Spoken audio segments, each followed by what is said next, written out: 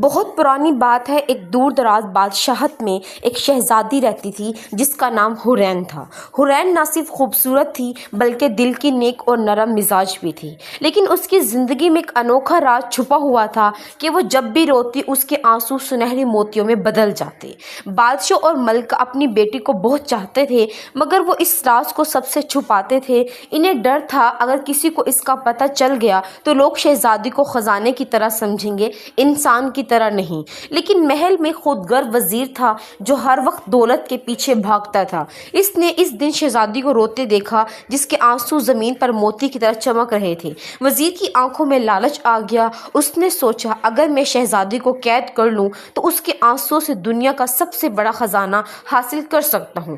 ایک رات وزیر نے دھوکے سے شہزادی کو محل سے اغوا کر لیا، اسے ایک اندھیرے قید خانے میں ڈال دیا۔ وہ اسے ہر روز رلانے کے لیے دکھ اور تکلیف دیتا تاکہ اس کے آنسو نکلے اور وہ سونے کے لیے موتی جمع کر سکے۔ شہزادی بہت ڈری ہوئی تھی لیکن اس نے دعا کی، اے اللہ مجھے بچا، میرے آنسو انسانیت کے لیے ہوں، لالچ کے لیے نہیں۔ اسی بادشاہت کے قریب ایک نیک دل چرواہا رہتا تھا۔ اس نے خواب میں دیکھا کہ ایک پری اسے کہہ رہی ہے، شہزادی مشکل میں ہے، اگر تم اپنی ہمت اور سچائی سے کام لو تو وہ آزاد ہو جائے گی اور تمہاری دنیا بدل جائے گی۔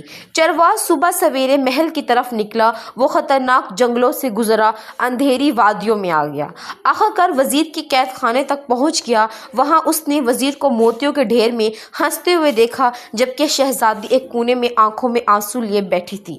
اس نے بہت ہمت کر کے وزیر کا مقابلہ کیا۔ وزیر کے پاس تلوار تھی اور اس کے پاس صرف سچائی اور بہادری۔ لڑائی شروع ہوئی۔ جب وزیر نے آخری وار کرنا چاہا تو اچانک شہزادی نے دعا کی اور آنسو بہائے۔ وہ آنسو موتیوں میں بدل کر زمین پر گرے اور روشنی کی ایک لہر پھیل گئی۔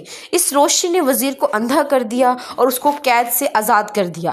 چرواہا شہزادی کو لے کر واپس محل آیا۔ بادشاہ اور ملکہ نے خوشی سے گلے لگایا اور شہزادی نے کہا، میرے آنسو خزانہ نہیں بلکہ ایک آزمائش ہے جو